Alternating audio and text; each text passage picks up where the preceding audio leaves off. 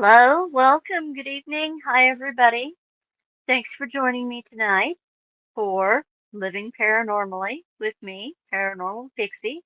I'm so happy that for those of you that could join the live and those of you that get to watch this afterwards and hearing from Gemma and Stephen, how much you like having me come on, like listening to me talk. It means a lot. It really does. It means a lot to me. I've got Tiger here next to me wanting some attention, so we get kitty time right at the moment. As some of you may know, we actually, pardon if you hear it. Hopefully the noise canceling gets it. Got a beeper going off in the background. Um, Dinner's a little late tonight. We had a storm roll through that knocked out our power, and so I wasn't even sure if I was going to be able to stream. But yeah, so we actually have a new addition to our family that I'll be posting more pictures of on my Facebook page and probably Instagram. And he's currently napping right now, or I would show him to you. He is about 12 weeks old now, a little boy, kitty cat named Bisgig. If you're a kid from the 80s like I am, and you love Jim Henson, you probably saw the movie Dark Crystal, and one of my favorite characters from that movie was a little ball of fluff with two little feet, great big mouth, and big gold eyes called Fizzgig. And so that's what we decided to name him. Or, well, I decided to name him. I'm not going to be doing a lot tonight. With storms rolling through, and I've got fibromyalgia. So I've had a pretty rough day. My body's, it takes a beating, and it takes a lot out of me. Um, I don't even have my tray set out or my crystals set out. But I did still want to talk to all of you just for a little bit. Um, I want to encourage all of you to, one, create your own sacred space. And it could be a portable one.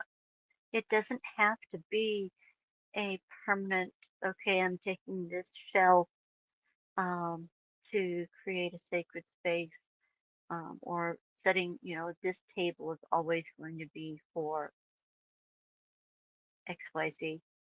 Um, you can take a tray and put the items that you would want on that tray. It could be you've got maybe a little angel statue um, to, bring in the energies of your angels, um, or a cross if that's what you do, or like in my case, I might take my Ganesha, or I might have a goddess figurine, um, depending on the energies that I want to work with and what I want to call in or send out um, for the collective.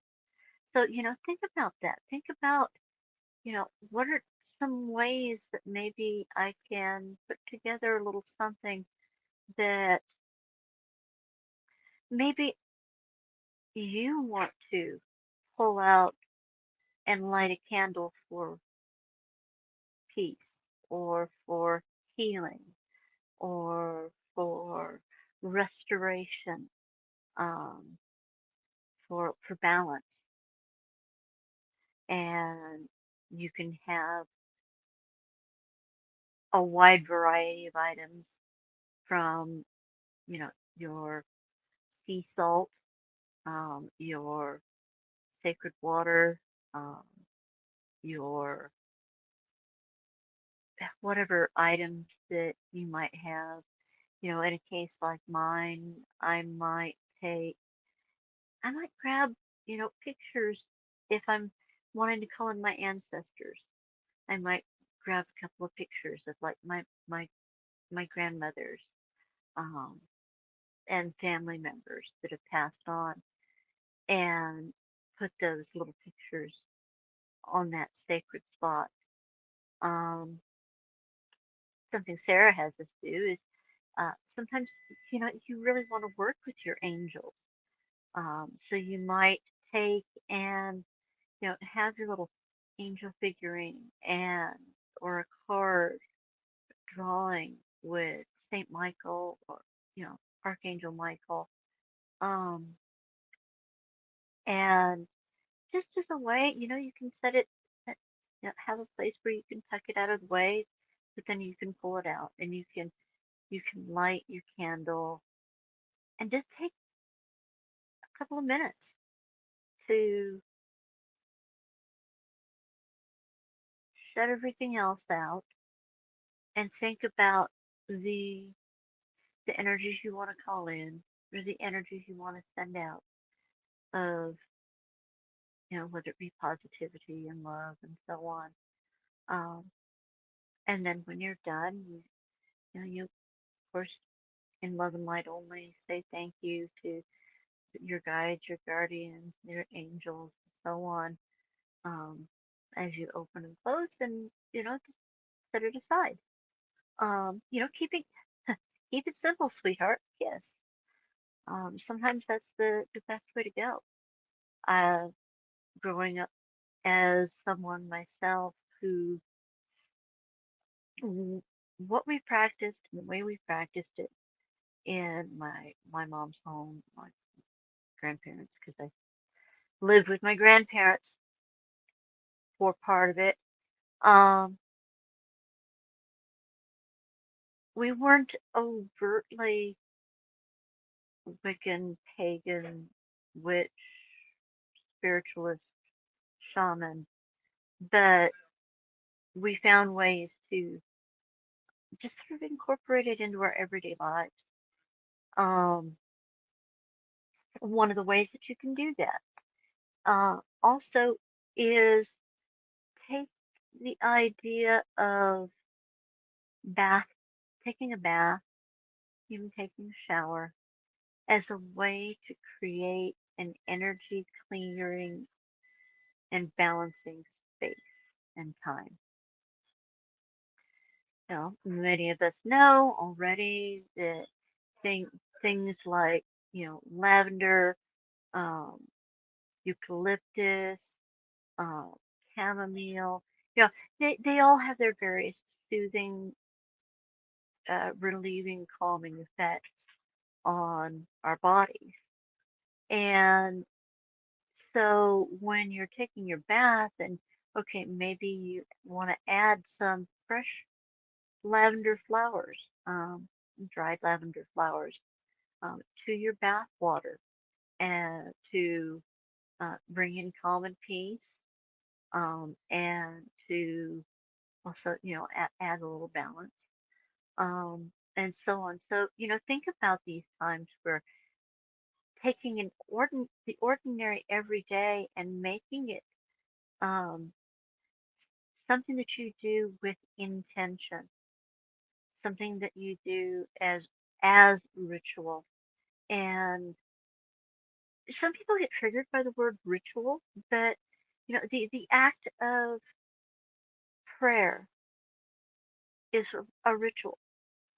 The act of receiving a blessing from a priest is ritual.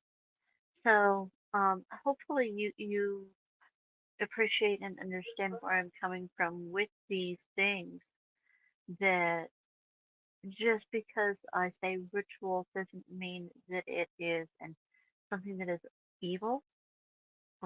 It is actually in most ways neutral and can be beneficially good. With bath time as well, you can have your Himalayan bath salt, sea salt. Um, Salt is very, very cleansing for your not only your body but for your energetic aura.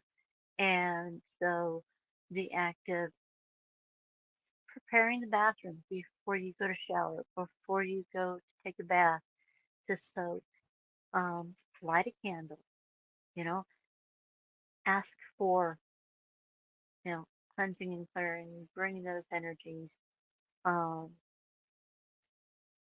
add your bath salt, add your herbs to the bath water. Think about it in your mind about letting those negative energies be washed away, you know. Our thoughts, our focus, our intentions um, have an effect on the energy of the world around us. And by doing these little things and doing it out of gratitude, uh, you can really affect the energy of yourself.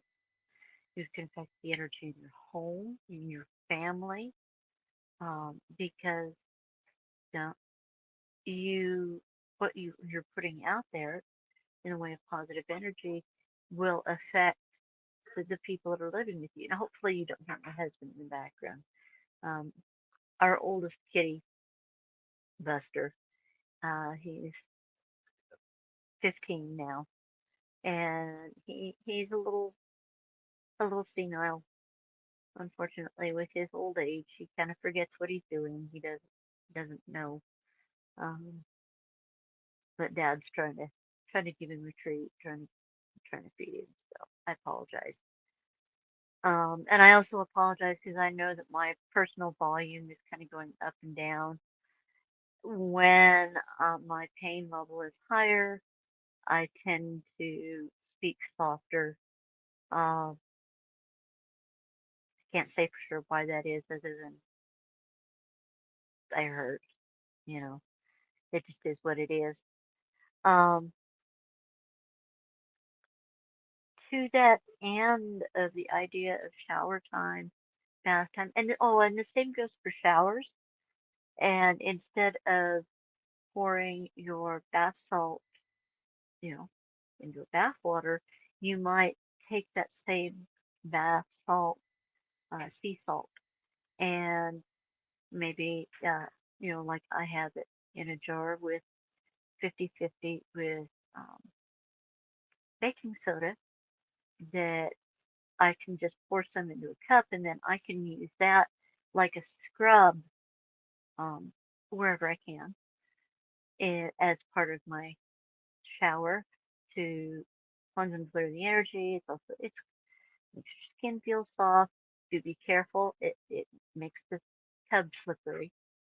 But you can also do things like charging your water with positive energy, positive vibration, using your singing bowl. Um, I've only done it a couple of times, but it does work with, the metal singing bowl. I don't have a ceramic one. There's no reason, or not a ceramic, but a crystal one. And there's no reason it wouldn't work the same way. But you can take your singing bowl and you can do a couple of things. You can either fill your bath water and then scoop up some of the water and play your singing bowl, infusing it with the energy and vibration, and then add that water back into your bath water. Um, you can do the same thing by taking water, charging it with a singing bowl, and then taking it, maybe, put it in another bowl that you can take in the shower with you. And maybe after you've done your salt scrub, you take and you use that bowl of charged water, and that's what you rinse off with. And you're changing the atomic vibration, the orientation of your energy field by doing these little things um, that can have positive impact. You can also, for those of you that, like me, I like making moon water. I will often forget to do something like that because while I don't use it as much in my daily practices, I do like to gift it to my plants. Um, I don't have any here because the light situation, but I've got plants all throughout my house. And so, I'll make charged moon water. What do you do to do that? You take a container, you uh, preferably um, clear distilled water. Um, or, yeah, anyway, you want to take clean water, a drinking water, one that is safe to drink. It could be rainwater, it could be tap water, so on. But you put it in a bowl and you put it outside during the full moon um, to charge it with the energies of that moon period, that moon phase. Again, this is not one that I do very often because what I have started doing is, say, for instance, one of my house plants is looking sickly. I will take, again, the singing bowl and water in it and play the singing bowl, and then I'll take that water and gift it to the plant to raise its vibration and also sort of as an offering of thanks, because our house plants that we keep inside, we keep them because they bring us joy in their beauty, their greenery, their flowers, their fragrance sometimes, and being able to give a gift of thanks back for that as well as the clean air that they help provide. You know, they act as natural filters for the air that we breathe inside our homes, help keeping the air fresher and so on. And so by charging that water in a singing bowl, you can do that um, in lieu of, creating moon water as a way to use it for your various offerings and so on. Um, because I know some of you like take moon water and then maybe create your own tinctures and so on. So, it just thinking outside the box because you know, we're human. We forget things. We get busy. It may be a cloudy night, so you're not getting direct moonlight. There's a myriad of different things that we deal with in this human experience that can go wrong. My power went out. I didn't know if I would even have a overhead light. And with it being very stormy outside, I didn't exactly want to sit outside in the rain. So finding these little ways that we can be creative and think outside the box of bringing a better, more positive way of being into our daily routine and doing it through gratitude, through grace. Um, you know, it helps raise our vibrations, helps raise the vibrations of others, our home, our family, our friends around us. One of the things that I wanted to touch base on that I have noticed going on lately that I'm going to ask you all to be mindful of. And well, as you know, if you watch us, if you watch me, you watch Gemma, um, words are power. Words are also vibration. That sound coming out of your mouth has a frequency and a vibration And the same goes for your thoughts. So, what you put out there, your energy, and how you speak to and about other people can it can cause harm. It can be hurtful. It can be misunderstood or misconstrued. Um, and honestly, some of it I just find unbecoming. To it, calling someone a derogatory name because you don't agree with what they're saying doesn't make them look any less. It makes you look less because instead of simply saying, you know what, I don't agree with them, or and being honest with your narrative of, okay, maybe I don't trust them. Maybe I just get bad vibes off of them. Whatever that reasoning may be, you can leave it at that without going beyond it and saying, well, I think they're just a dodo head. Yeah, insert word of choice. Or taking their name and making it sound bad, making it sound derogatory. Because when the truth comes down to it, we don't want that for ourselves. We don't want other people to be doing that sort of thing to us. So we shouldn't be doing it to them. And the whole eye for an eye thing, I'm sorry, in my opinion, that went out with the 20th century. We're in the 21st century. We're raising our vibration. We're trying to come together more. We're trying to make this world a better place and leave it better than we found it. Those of us that are in these communities.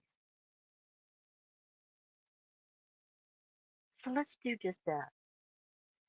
Instead of leaving a hateful comment or leaving or saying something nasty about someone. Because I caught myself being sucked into this recently too. Leave it lay. Walk away. Scroll on.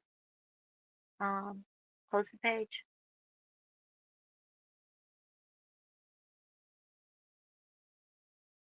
Let that energy go. Let that negative energy go. There's too much hate in the world. We see it every day. We see people fighting each other for the most ridiculous reasons. Um, you should buy this. You shouldn't buy that. You should follow him. You should unfollow her. You should. I could. You could go on and on. Um, our world is in turmoil. Mother Earth, Gaia, she's in turmoil. She's in pain. She's seeing all of us fighting each other and dealing with the consequences of what we've done to our planet. Now, I'm happy to see there are a lot of people out there, especially our youth, that are coming into this world and saying, you know what, I'm the this is my problem generation instead of not my problem. They are creating ways to clean the microplastics out of our oceans, uh, provide clean drinking water to places that don't have access, to help people to, grow their own crops and help man, woman, and child leave a positive energy and positive impact on our planet. All the wonderful many rabbit holes that I go through when I'm at home by myself and scrolling on my phone, and every now and again news comes up and it hurts. It's sad. I want to see more of our community, more people in the paranormal community, more people in the UFO community, in the Bigfoot community, in the spiritual community, and on down the chain. Just come together. Take that one moment and reach out to somebody instead of fighting back. If they're hurting, maybe that one kind thing you say, that one smile you give, is the one thing that turns their day from disaster to, you know, it wasn't so bad. I can survive this. I can get through to the next day. Make a difference. Be the change you want to see in others. Be the example you want to see in others. Let your light shine brightly. Be a friend. Live in kindness. I'm going to keep it very short.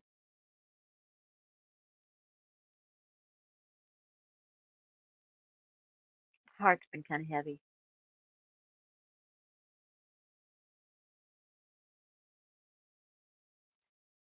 but this too shall pass. It's a tiger trying to come through the other direction. Especially there were times when if it wasn't for my husband, if it wasn't for my fur babies, kitties, that I probably wouldn't be around as much. Wouldn't want to talk as much. Wouldn't want to reach out to all of you and show love and send love.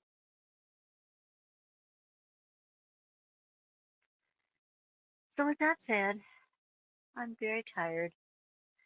I want to remind everyone, as it is on the ticker there, go out and get Gemma's Danger at Your Door, Encounters with the Black-Eyed Kids, um, and then she's got her campfire stories.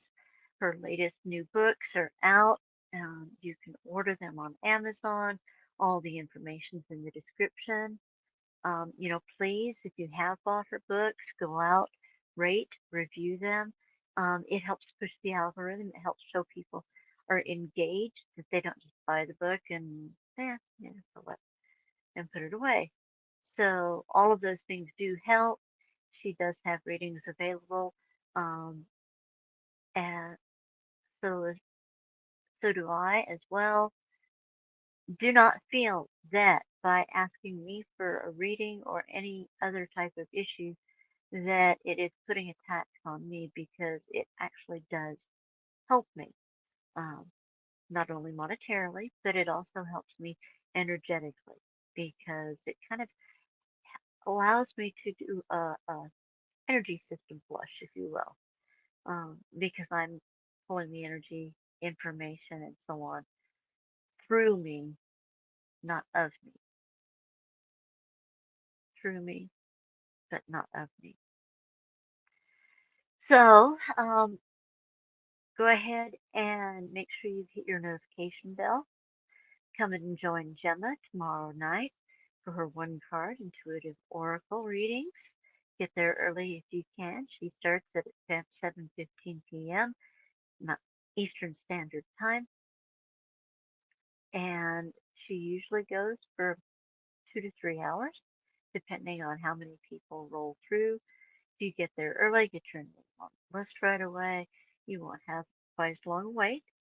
That said, so long as you get there at a reasonable time, your name will be put on the list when you come into the chat.